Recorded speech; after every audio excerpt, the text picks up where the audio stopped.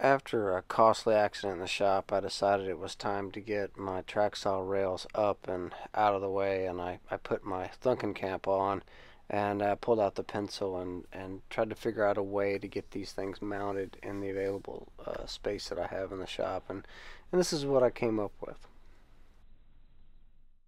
There are 9 total different layers of plywood, so 6 3/16 glued up, and then 3 pieces of 3/4 inch as well. I ended up making a jig so that all of them glued exactly the same every single time. I forgot to record it, but I actually made that transition there with the spindle sander, but it could be done with a 6-inch belt sander as well. So. Alright, there are 3 coats of satin varnish on these with some light 220 grit sanding in between. I'm going to take them over to the drill press and inset for screw to hold it together, and then for the mounting holes.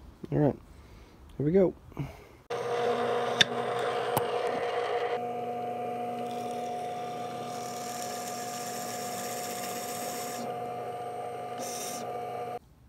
Holes drilled, and then for these, and then I'm actually going to put one in the back as well that will never be seen.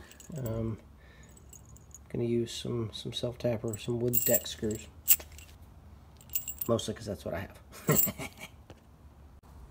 And for everyone else out there that's also super anal retentive, I went ahead and added some more clear coat after I drilled these out and gave them a little sanding just to make sure. The very first track saw rail bracket is in, and from this one I will measure all the rest to get all of them level, and then same thing from this point here. I'll go down to this panel for the second set. And a quick test just to make sure that when I open the door they're not going to bind.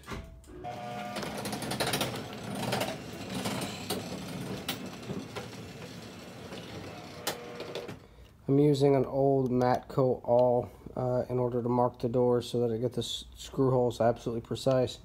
And it's one of those things that I think would make my father really, really happy to know that his tools were still in use. This tool, I think he bought this in the 60s, because it is at least older than me. So, still in use. Now that didn't take long at all. Maybe 20-30 minutes to get all 8 brackets in on both doors of the garage. And I've got the big long 106-inch rail in the lower because I use it less, and the upper rail is a little more accessible.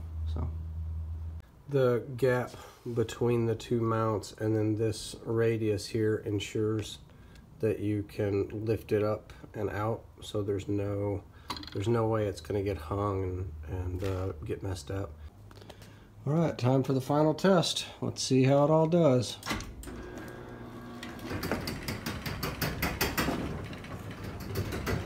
Please don't fall out. It's very expensive.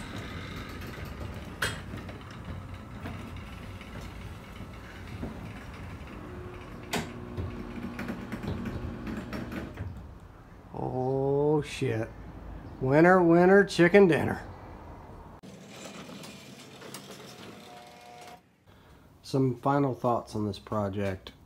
In addition to this being just an organizational dream to be able to go and grab whichever of the track saw rails I need, what started this whole thing was I knocked over one of these. It was leaned up against the wall, and I tipped it over and I bent it. And it was a really costly, stupid mistake. So the hope is that with these in place, it really limits the chances of me succumbing to my own stupidity. I don't really have anything that I would change about this. I like the mounts, how they went together, the design, how well they hold. I don't know anything I would do differently. One nice thing is with this type of mount is you can do it here like on a garage door, or I mean you could do this just on a flat wall. So it's a nice way to get your rails up and out of the way. So thank you for watching as I descended into obsessive compulsive organizational frenzy. Do me a favor and like and subscribe and share. It'll do me a solid. Thank you.